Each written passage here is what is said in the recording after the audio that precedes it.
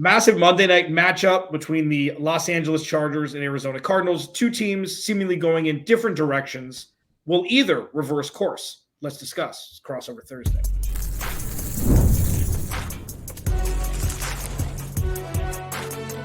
You are Locked On NFL Crossover, part of the Locked On Podcast Network.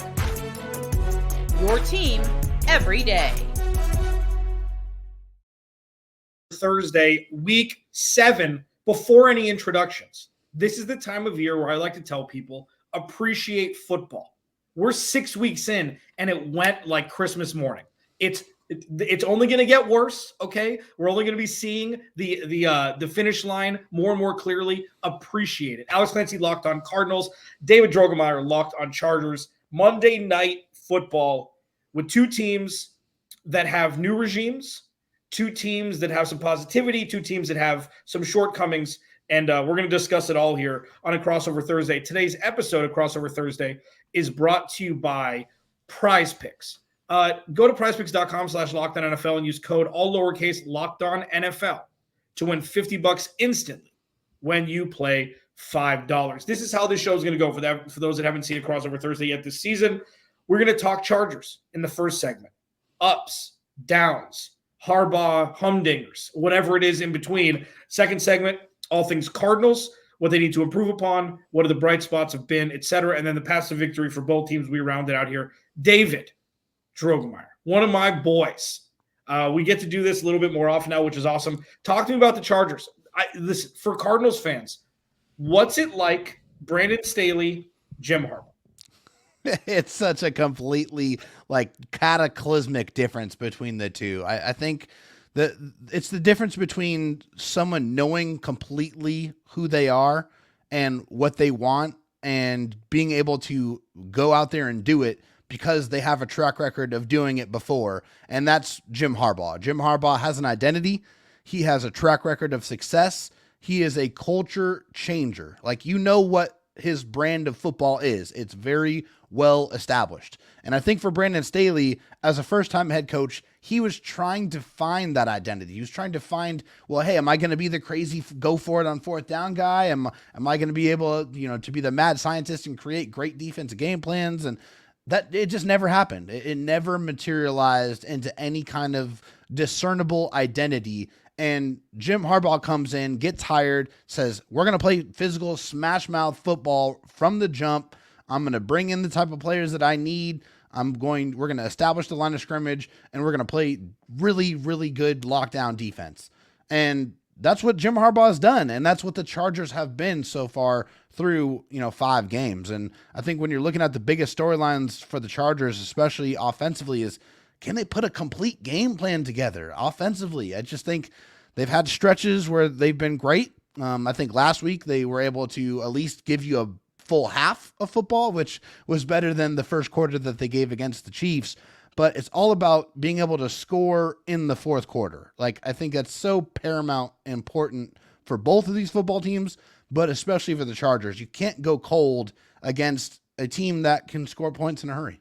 Yeah, and, the running game is going to benefit Justin Herbert. I'm curious about Justin Herbert, his adapting to a more stable situation where it's not like, okay, Justin, go win the game and don't get hurt. Otherwise, things are going to go sideways. What's it been like for his maturity? Because for him, he shot out of a cannon like nobody, come on, nobody expected with Oregon. They had the reins on him at Oregon, and he was let loose in the NFL, and then he was one of the most fun things we've seen on a football field in a long time. And then he's kind of regressed a little bit, numbers-wise. How has he adapted to this run first, smash mouth, throw the ball second kind of offense? I think it's probably an adjustment for Justin because, he's had to be Superman pretty much since the beginning. He's had to throw the ball, 100 times because the Chargers have had no semblance of a running game. They haven't had that ability to run the ball when the opponent knows you're going to run the ball, to be able to close out a football game. They just never have really had that. And so now they have that running game. They have that ability to establish the line of scrimmage and dominate and kind of get those explosives in the running game, which they haven't really had outside of some Austin Eckler receptions. That's been there, but it's completely different now. They really, really want to establish that, they can win by running the ball and taking more off of Justin Herbert's plate, not asking him to be Superman, but being able to know that if they need to put him in that mode, he can go out there and do it. But he can be Clark Kent and hand the ball off to J.K. Dobbins and still win football games with a really, really good defense. And that they absolutely have a very, very, very good defense. So I think it's an adjustment period because Justin loves to throw the ball, but he also loves to win. Yeah. And the Jim Harbaugh style of football might not be the most exciting brand of football in the world offensively, but they win a lot of games. And you know what Justin Herbert wants to do? He wants to win. So he's completely fine with it. Yeah, that's the interesting part because you look at what the moves they made. I mean, Mike Williams gone, Keenan Allen, fan favorite forever. I mean, I lived in San Diego for a long time, and it's like Keenan Allen was up there with the loves of, LT and Antonio. Yeah. It's not at the, the Hall of Fame, like tippy top 1% level of his craft. But I mean, the dude was an absolute mainstay there, and he's just been consistent with Phillip Rivers and then otherwise, Justin Herbert. J.K. Dobbins, removal of talent from the wide receiver room, Gus Edwards, both over from Baltimore, run first. Like, they made it known immediately that this was not going to be your uncle's Chargers. Like, run the ball, play defense. They brought Khalil Mack back and Joey Bosa. I'm not sure contractually what happened, but they're both still on the team. Yeah, they both took pay cuts, Alex. They both took straight pay cuts. Both of them, Joey and Khalil, took pay cuts to stay and play for the Chargers and play for Jim Harbaugh. It's crazy. So mid-game, you're running the ball. You're playing good defense. How have the adjustments in game been made? Unlike Brandon Staley, who's like, we're going for it every fourth down.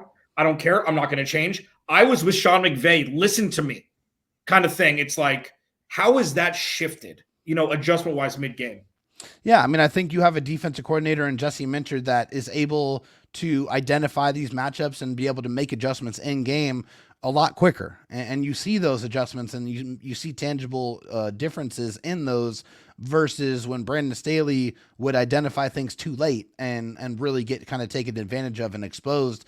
His defensive philosophy was so beautiful as far as in principle, right? It looked beautiful on paper. You had answers to all the questions, but they were too difficult. It was way too difficult for the players to go out there and execute. They were thinking too much and not being able to play fast. And see, the thing is, for Jesse Minter, his defense is really easy for the players that are executing the plays, but very difficult for the opponents to be able to discern what they're trying to do and how they're trying to attack them, because there's a lot of disguise, a lot of simulated pressures, a lot of trying to make the quarterback figure out what the sight picture is going to be and then changing it after the snap. So I think it's all about the differences in the philosophy and how they execute their defensive game plans that has really made such a huge difference both in game and from week to week.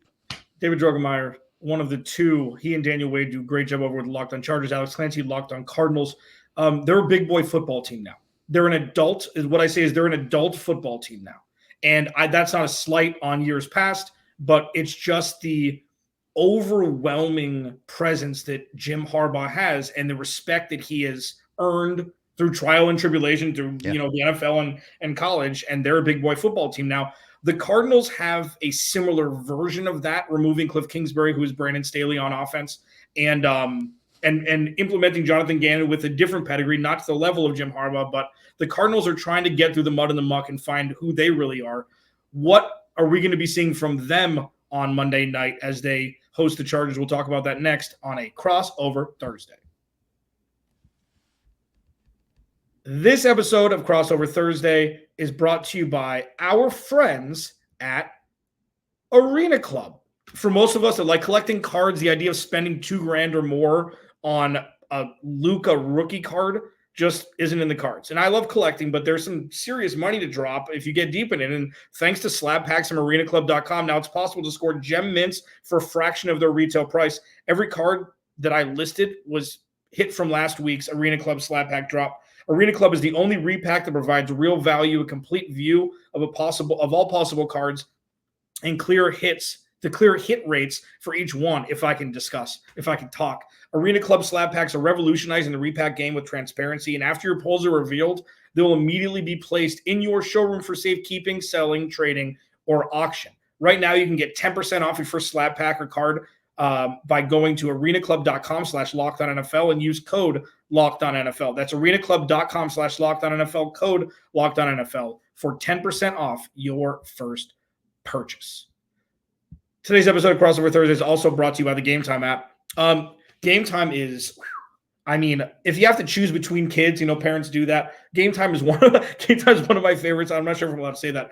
They've got a new feature called Game Time Picks that makes getting tickets to see your favorite teams play even easier. Game Time Picks filters out all the fluff to show you only incredible deals on great seats, so you don't have to waste time searching through thousands of tickets. So another way to do it is their all-in pricing option. You toggle through this. You have to toggle it. All-in pricing. It shows you, row, section, seat, whatever it may be, to a Suns game or whatever you want to go to, and it'll show you the total amount. So it's not like, well, what are the fees, taxes, everything. Gives you the final sticker price that adds clarity in your ticket search. Also, seat views. You can get a panoramic seat view from your seat in the app before you buy, so there's no guesswork when you buy the tickets. Take the guesswork out of buying tickets with Game Time. Download the Game Time app, create an account, use code LOCKEDONNFL for $20 off your first purchase. Terms apply. Again, create an account, redeem code LOCKEDONNFL for $20 off. Download Game Time today. What time is it? Game time. All right. Crossover Thursday. David Droegmeier at Dro Talk SD on Twitter. At Clancy's Corner for me. Finally got my Twitter back after 6 months of purgatory. It's just fantastic and terrible at the same time. Fantastic and terrible. It's a little of both. So we talk Chargers. Something that's fantastic and terrible so far this year is the Arizona Cardinals. We've seen peaks that we didn't necessarily think we'd see. We've seen valleys that were expected, but still there's some sort of surprise nature to them, which I don't really understand. David, firing squad, hit me. Yeah, so about the Arizona Cardinals. Yeah, for sure. So I think there's a lot that's been made about Kyler Murray and kind of his path and all of the off-field distractions with the contracts and the studying and all of that. But it seems like this offseason he really wanted to lock in and he wanted to be a little bit more focused. And hey, they for all of the people out there that said that he doesn't have any weapons and they haven't gotten him any weapons, they finally bring in Marvin Harrison Jr. in the draft. And, it seems like, according to the stats, he definitely has been as advertised. However, I think a big burning question that everybody wants to know is, what's the status of Marvin Harrison Jr. with the concussion? Is he on track to play? Has he cleared protocol? What's that look like as far as that and the outlook for the offense for the Cardinals? Yeah, he's still in concussion protocol as we're recording this. With that extra 24 hours, that may open a window for him playing. But as we know now, he's still in concussion protocol. Regarding the offense in him, this is the main takeaway that I lend to people who aren't as close with the Cardinals as I am. Marvin Harrison Jr. was drafted into a very good situation in the sense that he was not drafted to save the offense. He came in to the NFL as a rookie as probably the third option behind James Conner and Trey McBride. For fantasy football lovers out there, Trey McBride is well on his way emerging into that, upper echelon tight end one room. Sam Laporta took a step back this year. Mark Andrews is still on a milk carton. Like, Trey McBride is really emerging as that guy. So even if the Cardinals didn't draft Marvin Harrison Jr., it would have been James Conner and Trey McBride. And now that you brought him in, now it's going to take some time. It's not like you can just roll in and be a dude in an offense that's primarily run first and run play action. It's tough for Drew Petzing, the offensive coordinator, where it's like you drop this elite talent into a kind of mundane offense that worked last year without any sort of real talent until Kyler Murray came back. It's going to take some time. It's kind of oil and watery until you figure out exactly where the target should go and getting Marvin Harrison Jr. in space. But as of now, he's in concussion protocol, and we'll see what happens for Monday night. And then I guess as far as like the offensive output and that identity and what they're trying to do, what's that hit rate been like, that success rate? What's the offensive line been like? How have they been blocking? What's the pass protection outlook and versus the run blocking? Kind of what's your assessment of that unit? Yeah, the tough part is Will Hernandez, right guard, who has been all-world since he signed a couple years ago, is out for the year. Jonah Williams, who the Cardinals signed to a 2-year pretty team-friendly deal. Wanted to come play with Kyler at right tackle. He's been out pretty much since like the second snap of the NFL, of the season. So they have Kelvin Beachum on the right side, who's a wily vet, and they're trying to piecemeal the interior of the offensive line on the right side together. And I think a lot of it's going to be running to the left. I mean, Paris Johnson Jr. has been as advertised when the Cardinals traded back and then traded back up to get the kid from Ohio State. And he's been the left tackle that they drafted, and he's been very good. Yalta Furholt is the unsung hero at center, has really kind of he's filled some holes where the Cardinals have needed it with inferior talent before this season, and now with Will Hernandez out, he's doing much of the same. I now have to implement the old adage that I used to use when the Cardinals offensive line wasn't great, was the best offensive lineman the Arizona Cardinals have is Kyler Murray's legs. And that's still kind of the case. It's going to have to be a little bit more jazz as opposed to the waltz behind the line of scrimmage for Kyler. He's going to have to be out of the pocket more. He's going to have to just make plays happen and extend plays, especially with the likes of, Joey Bosa and Khalil Mack on the other side. Like, it's the offensive line is played better than expected. And with the run blocking specifically, that is almost more important than pass blocking, because if they can't run the ball, they're in trouble. And that's something that, Drew Petzing's offense predicated upon the run. And when the Cardinals run the ball well, they're in games. When they don't, they're not. So that's kind of where we're at with that. And then I guess, switching things over to the defensive side. Do we have to? Yeah, unfortunately, yeah. We got to get there. We got to educate the Charger fans on what they are going to expect when they see this Arizona Cardinals defense on Monday night. Looking at the numbers, the one thing we know is that the Arizona Cardinals love to give up rushing yards. They have given up a metric ton of rushing yards so far, and they haven't really gotten after the quarterback too much. They only have 11 sacks so far on the season, according to ESPN. So what's the defense been like? Who are the stars?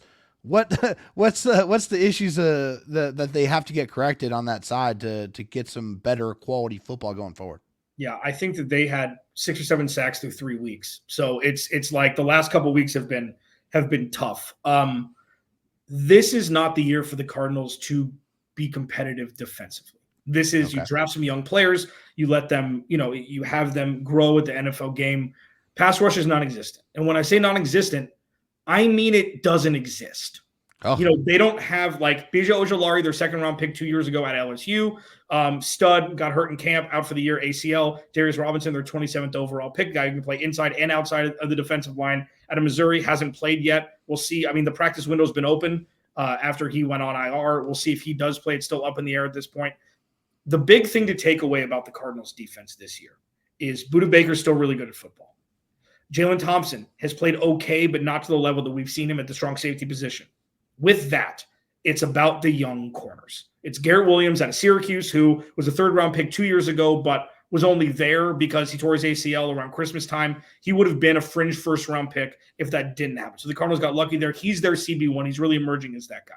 Max Melton, second-round pick out of Rutgers this year. The Cardinals traded back, passed on Kamari Lassiter, Kool-Aid McKinstry, and Cooper DeJean, all of whom were drafted before Max Melton. The Cardinals traded back. If they wanted one of those guys, they would have taken them. They saw Max Melton out of Rutgers as their guy, and he's really starting to become what they thought he could. And I liked Max in the draft. I really liked his game. Yeah, and because he hits really hard. The only real downside to his game is he watches the quarterback's eyes too much, and that's learned at the NFL level like that with a good coach. So He's really becoming that guy. And then Dadrian Taylor-Demerson, Rabbit out of Texas Tech, 4th-round pick. He's going to be the heir apparent to either Jalen Thompson, which is traditional position strong safety, or if they move up from Budda Baker, he may move over to that. But all those guys, that triumvirate of guys have played much better than how long they've been in the NFL. And that is a very nice breath of fresh air for a defense that's been devoid of talent for 2 seasons now. Well, I mean, I think we know what the Chargers are going to want to do in this football game. This is Greg Roman. This is Jim Harbaugh. And they're looking at a run defense that is ready and ripe for the picking. So I would not be surprised if they try to run it 45 times in this game and really, really try to establish that line of scrimmage. But we'll see. We'll talk about those keys to victory here real soon. This episode of Crossover Thursday is brought to you by our friends at FanDuel. So FanDuel is America's #1 sportsbook. Okay. They're going to give you a big bleeping return when you bet just $5 on your first $5 bet. I'll talk about that in a second. And in the information age, the most information possible while you're wagering is what you want. So when you get in the middle of a game, you can check out the latest stats, view live play-by-play, and so much more on the same page where you're placing your bets. You don't have to have 38 Google tabs open, man. You don't have to be doing any sort of research like that. FanDuel's got you covered at your fingertips in the location on the app where you're placing your bet. On top of that, you'll get started with $200 in bonus bets guaranteed when you place your first $5 bet. You want to bet on the game Monday night. You want to bet on who's going to win the MVP. FanDuel's got you covered for all of it. That's FanDuel.com.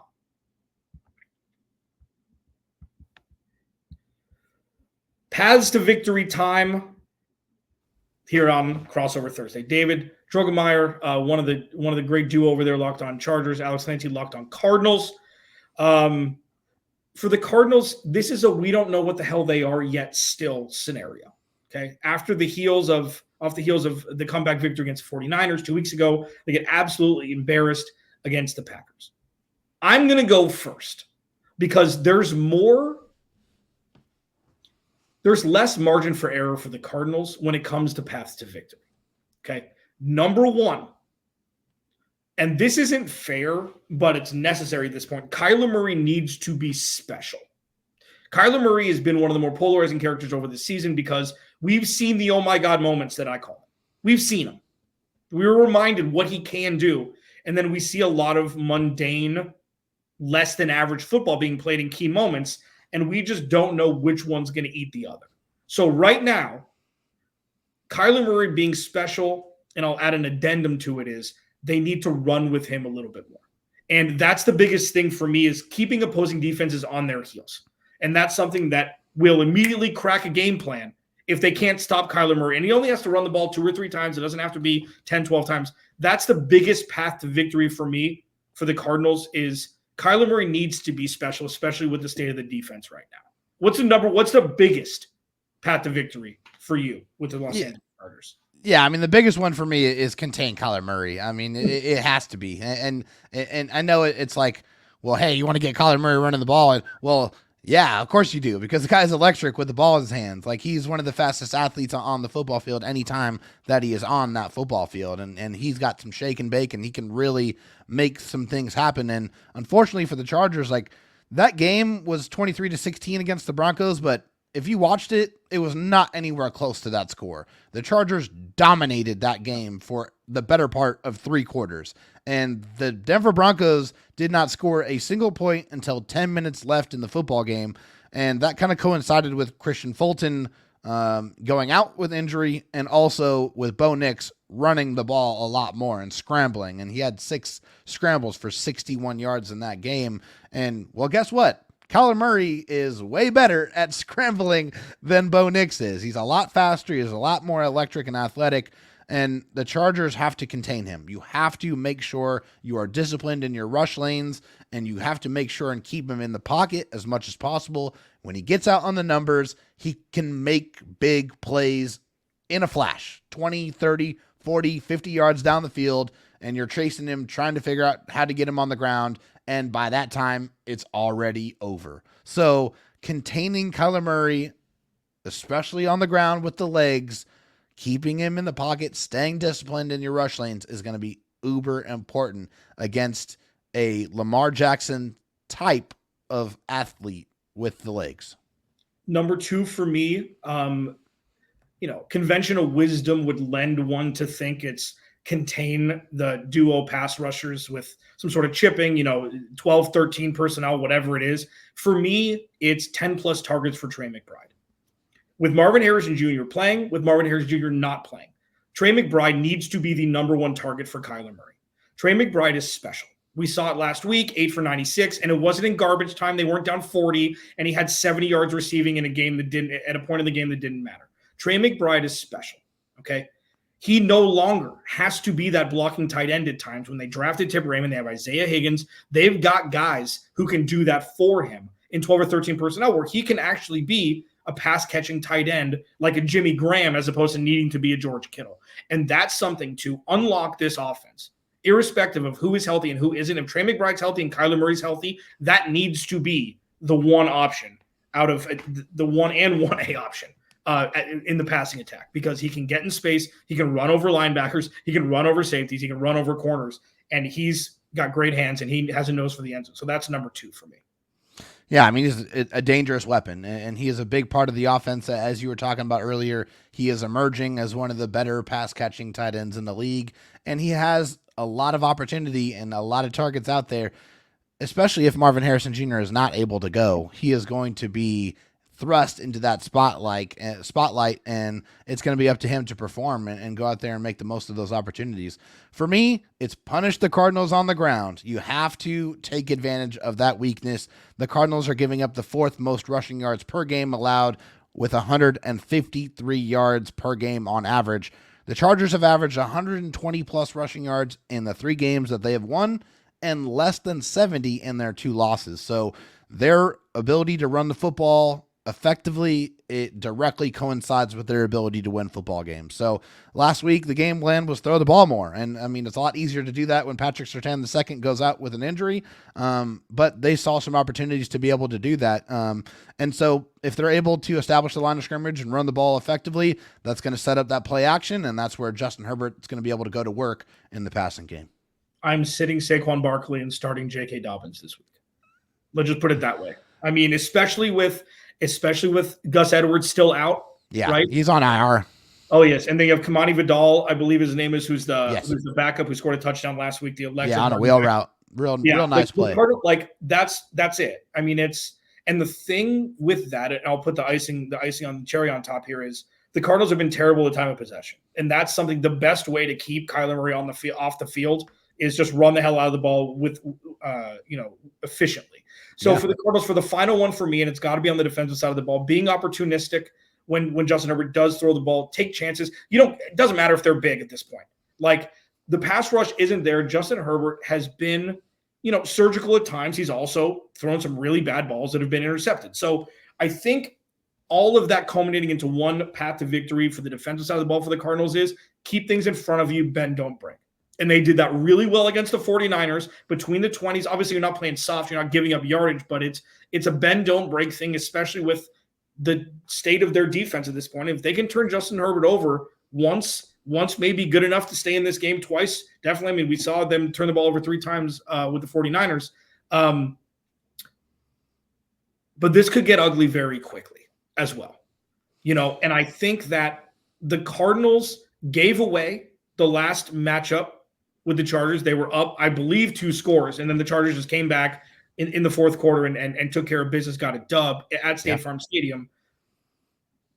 The Cardinals need to win or get close to winning the time of possession battle is my last one. They just have to, or this is going to be more of a bloodbath than people think on paper.